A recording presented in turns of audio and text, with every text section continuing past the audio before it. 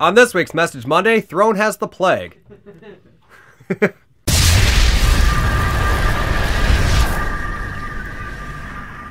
What's going on, Throne Army? We have the Message Monday for March 25th, 2013.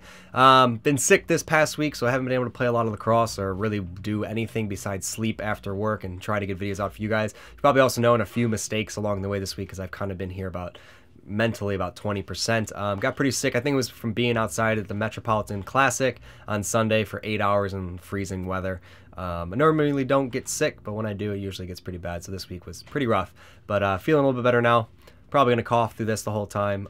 Just trying to get over the cough, but it's subsiding, which is good. It was kind of sucked the past few days. The biggest videos we released this past week, besides showing you guys how to insert a visor, was Brotherhood. We've been featuring Redbeard, also known as Travis, over there, and it has been a great time having him over there. We have 2 episodes in. We have 2 more to go. If you guys haven't yet, please go check out the Brotherhood channel. Those of you that watch it every week just absolutely seem to love it, and it's just cool seeing it grow and see people throwing questions, and also meeting other people that want to be on the show as a guest is also a lot of fun too. So look forward to other special guests and just overall awesome brotherhoodness. Probably the biggest thing you guys are going to be most excited for this entire video is that Shamrock Mesh is back in stock. Yet again, super limited release, so if you guys want a piece, I would head over there right away. We sold out in like 2 or 3 hours on Sunday when I was at the game, and we've been using this whole week to restock.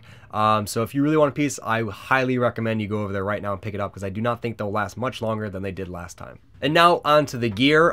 We only got a few things in this week. It was a pretty quiet week considering I was sick, as I said, and we were kind of focusing on behind the scenes stuff, organizing and whatnot. But I did get in a really cool head. I'm doing kind of a my buddy Mark and his son Mead, who I've done a bunch of heads for, a lot of Cobras and Princeton theme.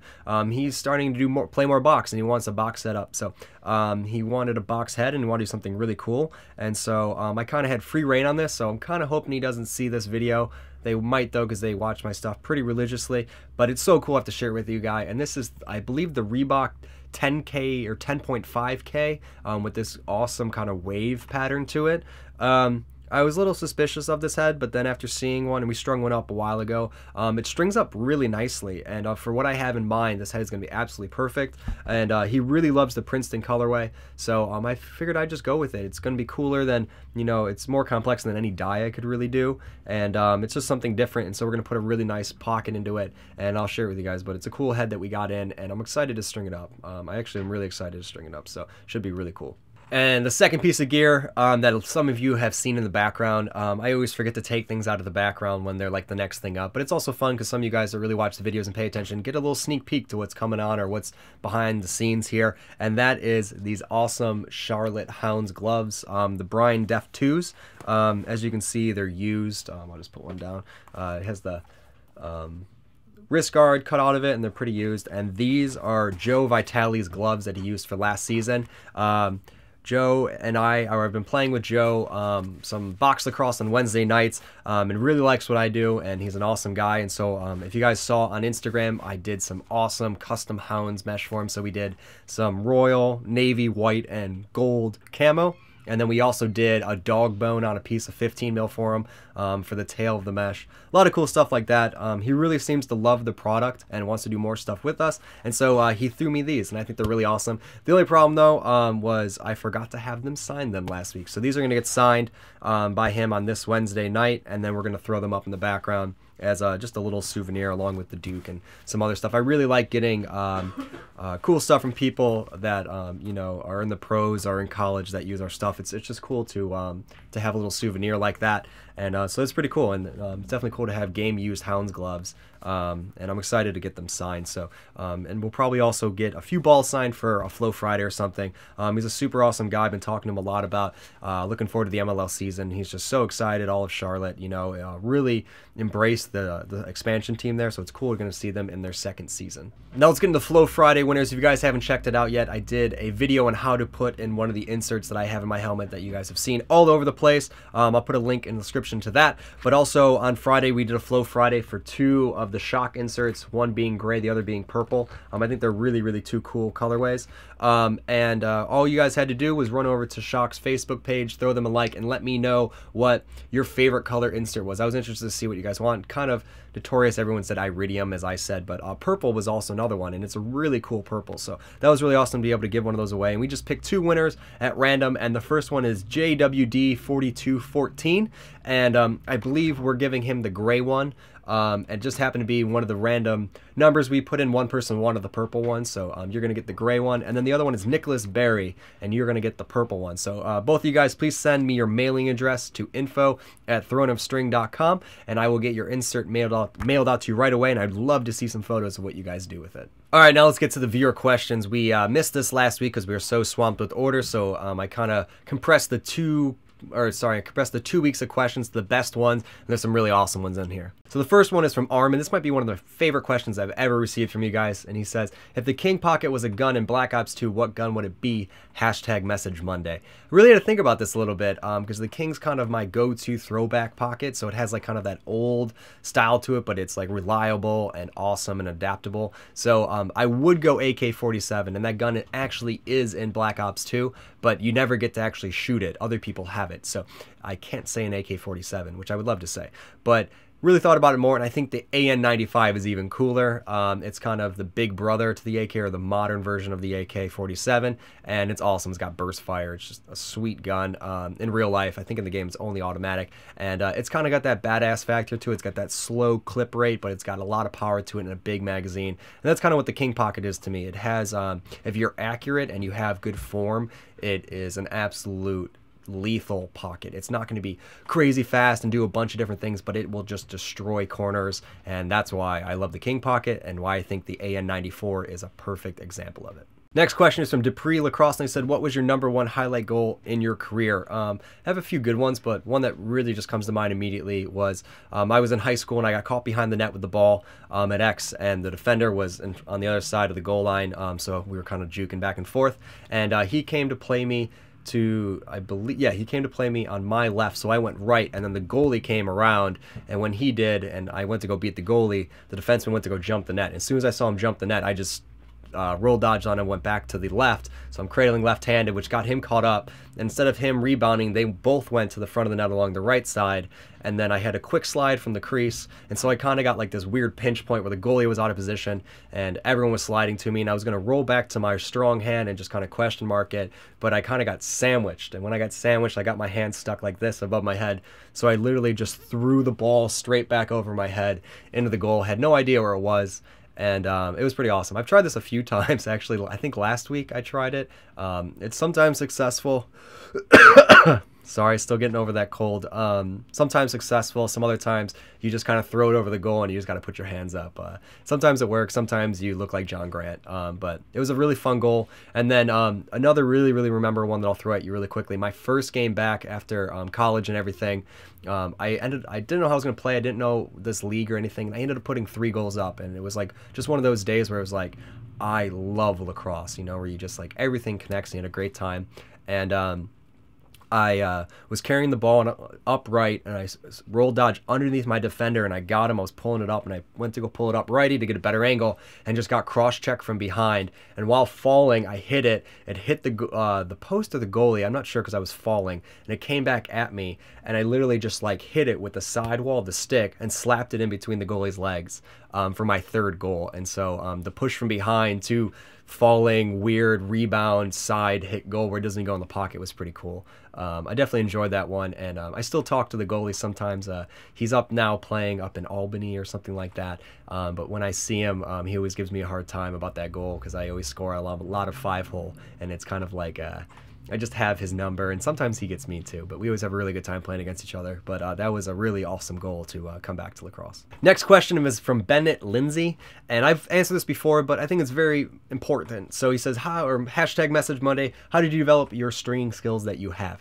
Practice and wall ball and just internet thinking ideas. A lot of it was just knowing that this is wrong when I got a factory pre-strung when I was in 7th grade, and just tinkering with it. And I've talked about this in Brotherhood as well, about it probably made me a worse player as a kid because I was always screwing with my stick, and my sticks would throw down or they'd throw up or all that. But once I really got it dialed in and I had a pocket that matched my style, it made me a much better player. It made my abilities, not only because of the stick, but practicing with the stick and understanding what my stick is able to do in terms of vertical hold or dropping my hands or, coming under a defender, all from just constantly playing with the stick, constantly. You never string up that stick and then put it aside and you're like, I'll wait till tomorrow to play with it. You go pick that stick up no matter what time it is at night and you go throw with it. And that's kind of the whole thing of it. It's looking at other people's sticks, showing your sticks to people, and practicing with your sticks that you string and just thinking about it. That's how it is. For me, I think I was never trying to become a great stringer. I was just trying to find a stick that I liked. And in that journey became a pretty talented stringer and able to do sticks for other people. But really all it was searching for my own weapon of choice. And out of that, I was able to really learn and develop my skills.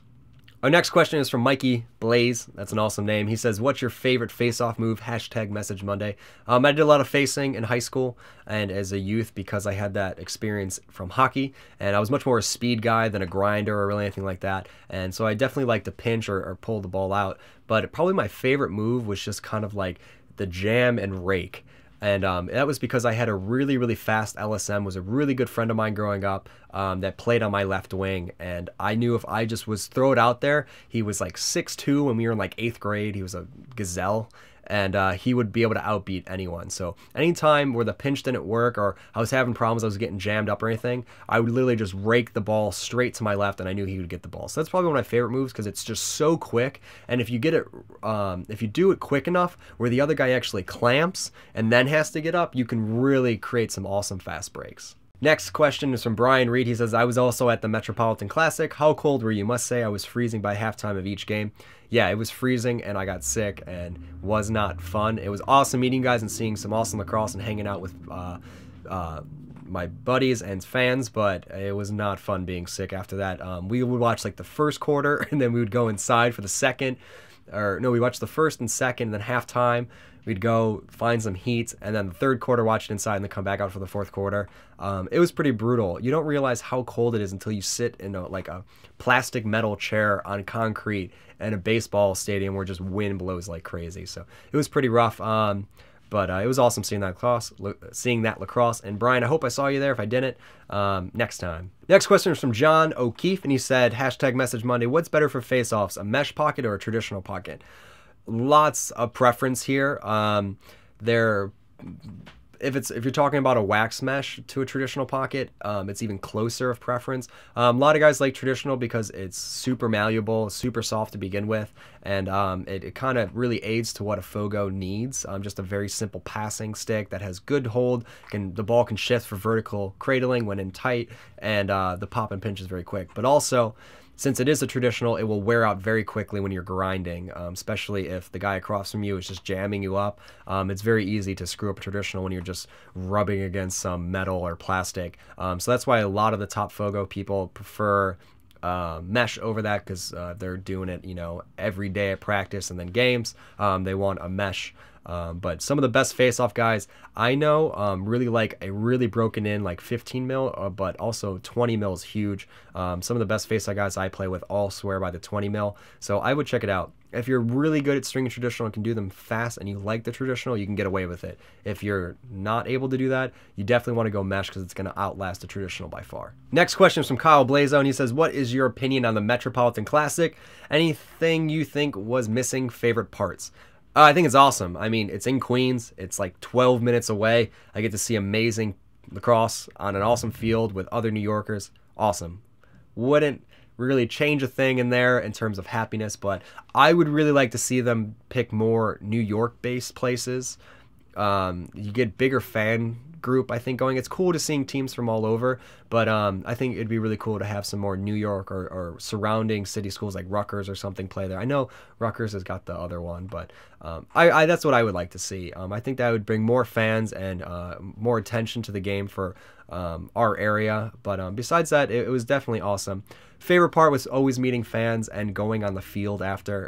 It was really cool. I got to tell you guys where I was sitting, and everybody came after one of the games. We were able to talk and give stuff out. It was just a great time. But then going on City Field with a lacrosse stick and throwing around with some of your closest friends, yeah, that is once in a lifetime, just pure awesomeness. Next question is from Tim Kennedy, and he says, hashtag Message Monday. When are you coming out to Cleveland? I was surprised you're from Cleveland. So am I, and would love to meet you and Lax. I normally only go once during the summer and once during Christmas. I kind of have a busy schedule. But next time I go, I'll definitely let you know. I'd love to meet up. Last time I went, I was able to meet up with some high school kids I played with and throw around, and it was a great experience. Anything I can do to spread lacrosse in Cleveland, I would love to do, and that just means meeting some people. I'm so down for that. Yeah, a lot of people are surprised I'm from Cleveland when they hear that. My whole family is originally from Brooklyn, and that's where the lacrosse aspect comes. But it's a cool place to grow up. Very humble, very hardworking, and I owe a lot to what I have today from growing up in that environment. And our final question is from Sean Nolan. He says, if you had the ability to play for any college, MLL, and NLL team, which one would you choose? Hashtag Message Monday. I'm going to do them in reverse order because I have more definitive answers for that. The NLL would probably be the Colorado Mammoth. I would love to play with John Grant and Casey Powell and McBride and a bunch of other people on those teams. And also, it would be amazing being an American playing in the NLL for the biggest American market. I know most of the guys are Canadian, if not all of them, on that team, but it'd be really cool to play in Colorado. They have amazing fans, really nice arena, and the team just has, I don't know, a lot of cool history with it. So that's that's probably where I'd want to play. It'd be amazing to even practice with John Grant. It'd be definitely an awesome opportunity. MLL's no-brainer.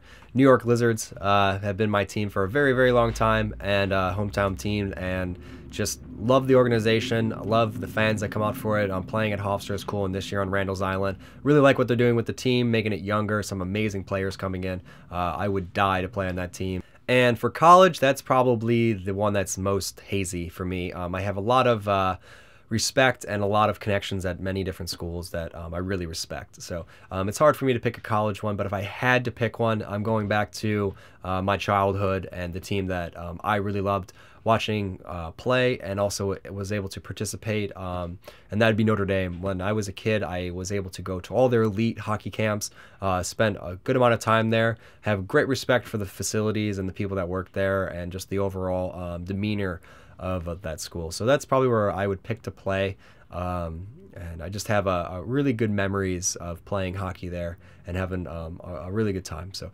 those are the three that I would definitely pick. So that's everything for this week's Message Monday. I hope you guys enjoyed the expanded question section because I was not able to do them the week before, and we didn't have that much gear coming in this week, and I've been kind of sick. So some really amazing questions. Again, if you guys want your question answered on Message Monday, all you need to do is to tweet me with the hashtag Message Monday your question, and you'll see if it makes the cut for next week. I normally ask you guys for those questions on Sunday night, so they're fresh in my head for the next day when I make the video. And that's everything, guys. I hope you enjoyed it as always. Got some really cool things coming up. Got some other these videos, some playing lacrosse, some doing some other stuff with some other companies coming up. Working hard on those. And that's everything, guys. Hope you enjoyed it, and I'll talk to you guys soon. Right into the shape of the 9K logo on the side. Definitely a really cool head. Just do not use them outside.